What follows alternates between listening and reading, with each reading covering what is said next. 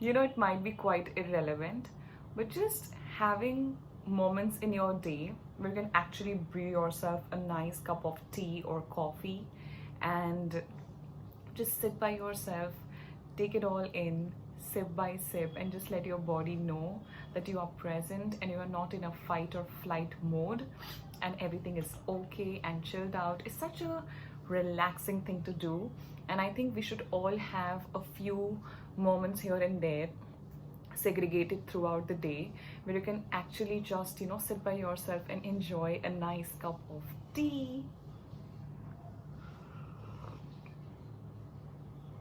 It's beautiful. This is mint matcha, vanilla matcha, and star of this video, my favorite, one of my favorite, lemongrass.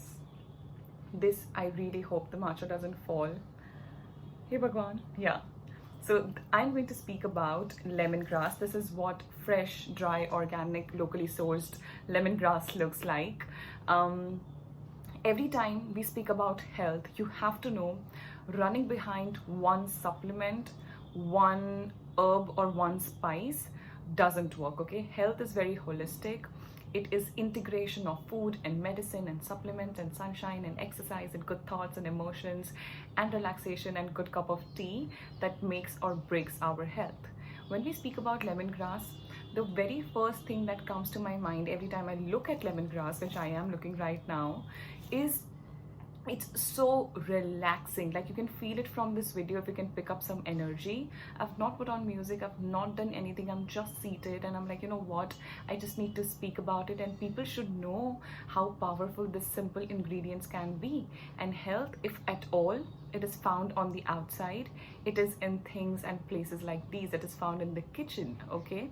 So looking at lemongrass, what makes it so powerful, okay? There is something, so not just lemongrass, any herb or spice, when you look at it, there is always certain thing inside of it that makes plants so powerful.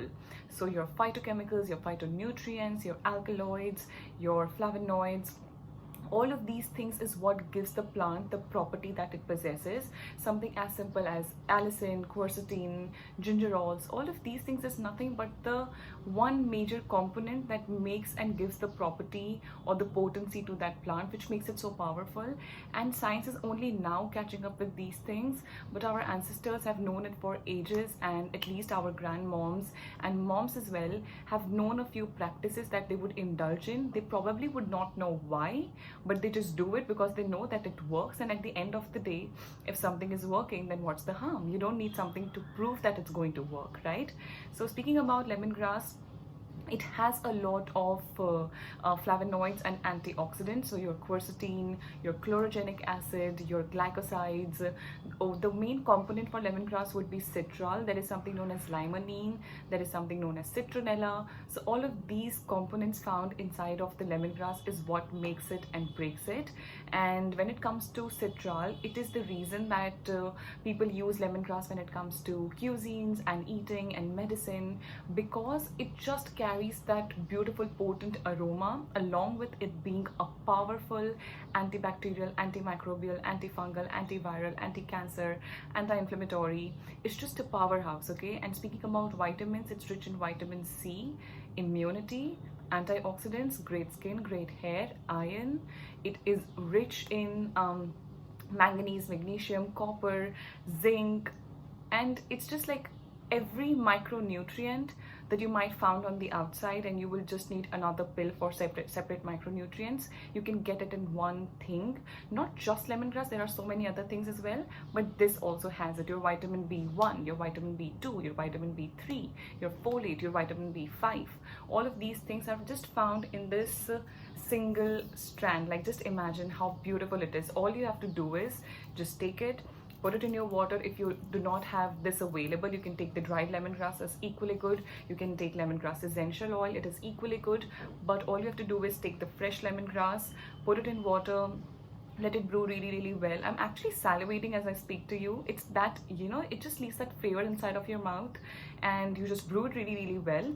How do we use it? So let's say for someone who has skin issues, okay, for a lot of girls, for a lot of boys as well, they have they have a very excessive oily skin, and that can lead to a lot of acne and a lot of blackheads and whiteheads and just, you know, collection of dirt inside of the pores. So when it comes to lemongrass, it has a powerful astringent effect.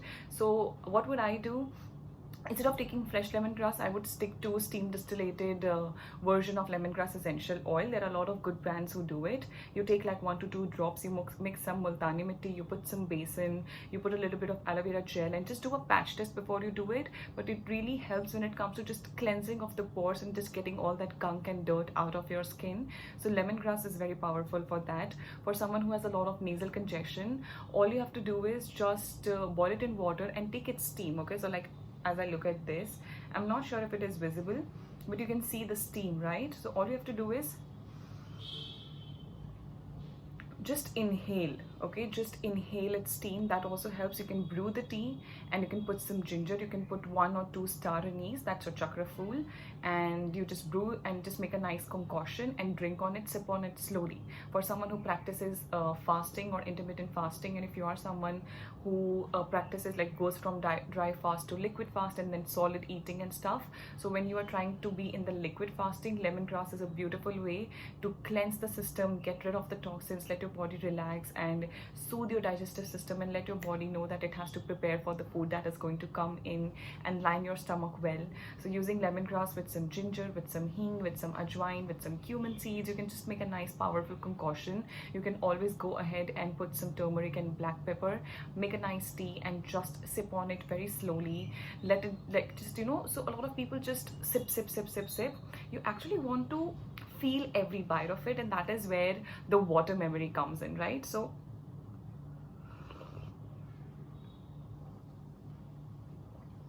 close your eyes and actually just feel it going in. There is only a certain point till which you can feel it, because then the muscle change, but it's powerful, and this is what water memory is. So if I want to heal, if I want my skin to be better, if I want my hair to be better, I will just say, you know, every sip that I take heals every cell of my body. My body is responding well, my body takes care of me, I'm always guided, my body is always taking care of me, my hormones are balanced, my skin is amazing, my hair is amazing.